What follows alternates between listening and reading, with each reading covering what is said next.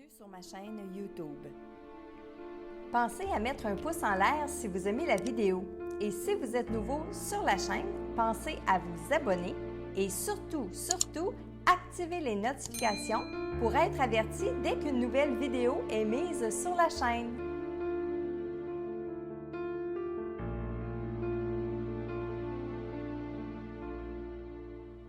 Salut Internet, bienvenue dans votre message quotidien, message que je canalise de vos défunts. Je me présente Marilène Coulombe et aujourd'hui le message est pour Véronique Poirier et il est de son grand-père Lionel. Alors voici Véronique, le message de votre grand-papa. Ces temps-ci, mes corps d'énergie sont bien fatigués. Je travaille très fort énergétiquement. J'aide beaucoup de personnes sur Terre parce que beaucoup de gens pensent à moi. Ah, la maladie! Ça fait des ravages beaucoup plus grands qu'on le pense. C'est pas juste la personne avec sa souffrance physique. C'est tout ce qui l'entoure. C'est tous les gens que ça implique physiquement, psychiquement, émotionnellement et j'en passe. Oui, nous sommes là avec vous dans ces circonstances particulières et on fait ce que l'on peut. J'aimerais te serrer dans mes bras. Je suis heureux que tu sois en vie sur Terre. Il y a tant de choses à faire. Tu peux aider les gens à ta façon sans changer. Reste toi-même. Je prends le temps de venir à toi dans tes rêves, de te faire un petit coucou par-ci, par-là. Ton animal rire est très réceptif. Je voudrais te raconter des histoires, te parler de ce qui se passe ici. Je veux que tu te prépares et que tu prépares les autres pour quand viendra leur tour. C'est toujours mieux d'être préparé. Ils vont savoir quoi faire en arrivant ici. T'inquiète, je serai là pour les accompagner. Alors, votre grand-papa, il en avait long à dire, Véronique. Et encore, il parlait, quand j'ai terminé d'écrire son mot, il parlait encore. Premièrement, il était très content de te parler, Véronique. Il était très content que tu aies pensé à lui. Il n'est pas surpris. Il n'est pas surpris probablement parce que tu lui parles déjà beaucoup. Il n'était pas surpris, mais ça lui faisait un velours, je l'entends encore dire, ça lui faisait un velours que tu veuilles lui parler, que tu veuilles t'adresser à lui. Il dit aussi qu'il sait qu'il n'a peut-être pas toujours été un bon grand-père, un bon père, un bon homme. Il rit quand il dit ça, mais que ça lui fait vraiment plaisir, vraiment chaud au cœur. Il rouspète, là, il dit oui, je le sais, les gens m'aimaient bien quand même, mais je n'étais pas toujours un cadeau. Ça, c'est ce qu'il dit. Alors, tu vois, il continue de parler même si j'ai terminé le message puis que je suis rendue dans les explications. Alors, Véronique, au tout début, ton grand-père dit « Ces temps-ci, mes corps d'énergie sont bien fatigués. » Et on va prendre une expression terrestre parce que de l'autre côté, on n'a pas une fatigue comme ici avec notre corps physique. Mais on a nos corps d'énergie, notre corps éthérique, notre corps psychique, émotionnel, etc. Ces corps d'énergie-là fonctionnent avec l'énergie. Et quand on manque d'énergie, eh bien, le mot qu'on emploie ici sur Terre, c'est d'être fatigué. Alors, c'est pour ça que grand-papa, il dit que ces temps-ci, alors que le temps n'existe pas de l'autre côté, mais en ce moment, au moment où je le canalise, bien, ces corps d'énergie sont fatigués parce qu'ils travaillent très fort énergétiquement avec les gens qui sont ici sur Terre, c'est-à-dire sa famille, ses amis, les gens qui ont besoin de lui, etc. Et un peu plus loin, il parle de maladie. Alors, j'imagine aussi que lorsqu'il dit qu'il est fatigué, c'est parce qu'il aide probablement des personnes qui ont des problèmes au niveau de leur santé. Il leur envoie de l'énergie, il est avec eux pour les étapes, les diagnostics et tout ça. Ça, c'est une forte probabilité. Alors, il dit que ça fait des ravages beaucoup plus qu'on le pense, puis il m'a fait réfléchir, ton grand-père, Véronique, parce que c'est vrai. Il y a la personne qui souffre, là, qui a la maladie, hein, qui a mal à un certain endroit ou qui combat, par exemple, un cancer, un ACV, tout ça.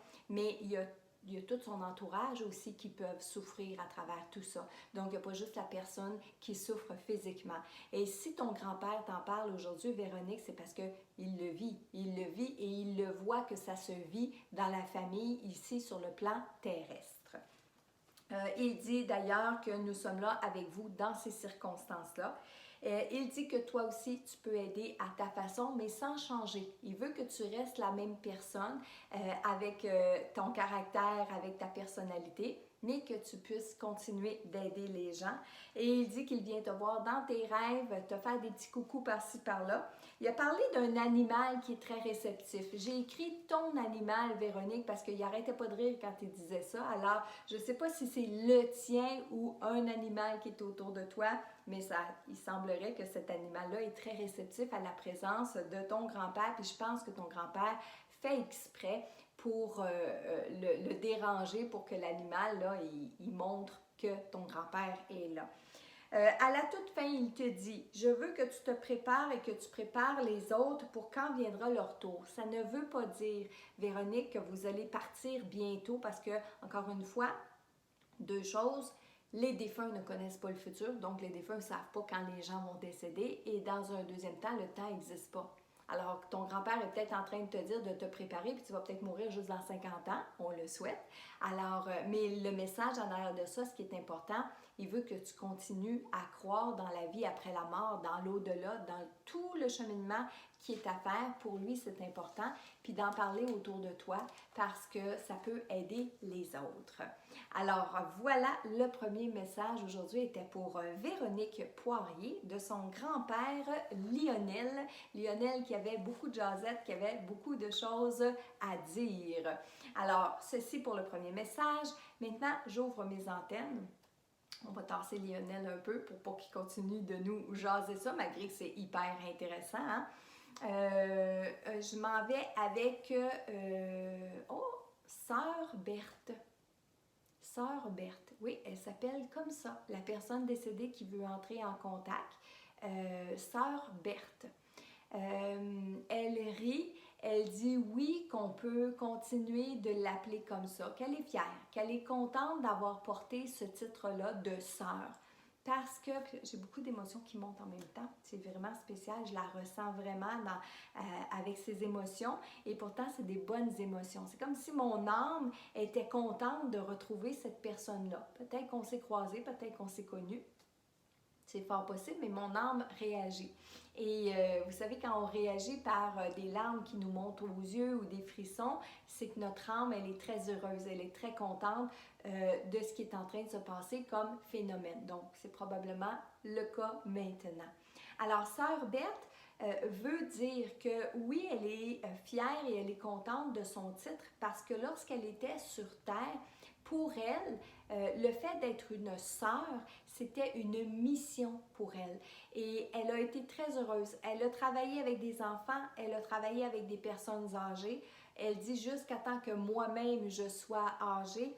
Et elle dit que jusqu'à la toute fin, elle a toujours prié, elle a toujours prié. Là, elle rit parce qu'elle dit, vous vous demandez hein, s'il existe vraiment le bon Dieu.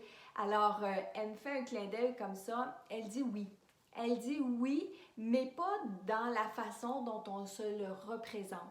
Elle dit que le bon Dieu, oui, c'est une force, oui, c'est une énergie qui est puissante, mais ça reste une énergie.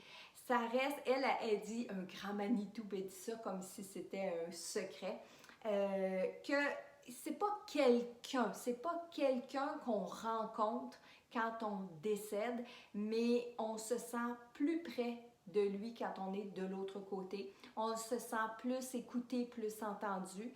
Elle dit que quand elle était vivante sur Terre, elle n'a jamais douté. Elle n'a jamais douté qu'il était présent, mais elle dit que quand on est sur Terre, pour chacun d'entre nous, le bon Dieu, c'est ce qui est à l'intérieur de nous, ok? Donc, c'est-à-dire la force, la prière. Quand on prie Dieu, c'est une partie de nous qu'on va prier. C'est une partie parce qu'elle dit que nous tous, on forme un tout avec cette, elle appelle être suprême. Puis là, elle rit encore parce qu'elle est sûre qu'en ce moment, on est en train de se poser des questions puis d'être un peu, elle a dit, renversée. Bien, c'est possible. Moi, la première, je vais vous dire. Je pensais pas vous parler de Dieu aujourd'hui.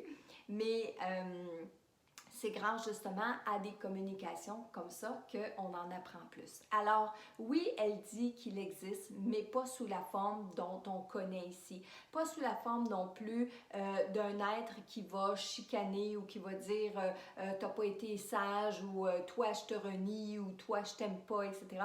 Elle dit que c'est une lumière, que c'est un être, que c'est quelque chose de grandiose qui apporte beaucoup, beaucoup, beaucoup d'amour ici sur le plan terrestre et aux gens qui le prient. Alors, elle dit que c'est important, mais elle dit pour ma part, j'y ai toujours cru. Pour ma part, je l'ai prié souvent, je l'ai prié longtemps et je n'ai jamais été déçue et encore moins quand je suis arrivée de l'autre côté, quand j'ai retrouvé mon au-delà, l'endroit d'où je venais.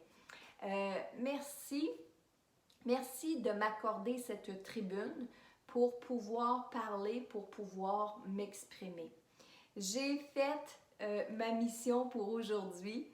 Je suis contente si le message se propage, de croire en Dieu, de croire en cette puissance suprême parce qu'il a beaucoup de bien à faire sur Terre, beaucoup de bien à nous faire. Et là, encore une fois, il fait un petit clin d'œil avec un doigt en l'air, mais à condition qu'on l'écoute, à condition qu'on l'entende. Là, elle me montre une belle image où est-ce que je vois plein d'anges gardiens qui sont comme contents de débarquer sur Terre pour venir nous aider. Alors, c'est peut-être par rapport à tout ce qu'on vit présentement, c'est peut-être aussi personnellement pour chaque personne qui est en train d'écouter cette vidéo-là, ça se peut très bien. Mais ceci dit, Sœur Berthe vous envoie beaucoup d'affection et elle nous dit qu'elle va prier pour nous, les habitants de la Terre. Alors, eh bien, merci Sœur Berthe, merci pour ce beau message-là et j'espère qu'il va vous avoir fait du bien. J'espère aussi que vous comprenez que le hasard n'existe pas. C'est-à-dire que si vous vous retrouvez en train d'écouter cette vidéo, surtout ce bout de vidéo-là, eh bien, c'est peut-être quelqu'un qui, de l'autre côté, est en train de vous faire un coucou, votre ange gardien ou peut-être Dieu lui-même, Dieu ou la puissance suprême ou appelez-le comme vous voulez, hein, parce que ici, oui, on a tendance à l'appeler Dieu, surtout ceux qui sont de religion catholique, mais le côté les religions n'existent pas. Alors que votre Dieu soit Allah, soit peu importe comment vous l'appelez, on va parler de cet être suprême, de cet être de lumière. Alors, voilà vos messages pour aujourd'hui et je vous redis encore une fois, si vous voulez apprendre à communiquer par vous-même avec vos défunts, eh bien, je vous donne rendez-vous tous les mardis soirs sur ma chaîne YouTube et sur mon Facebook parce que je partage plein de choses intéressantes sur, entre autres, la communication avec les personnes décédées. Mais j'ai aussi sur le site communiquerfacilement.com, vous avez la possibilité de suivre un webinaire qui va vous enseigner comment on peut interpréter les messages de nos défunts. Alors, je vous laisse là-dessus et je vous dis à bientôt pour un autre message inspirant de nos défunts.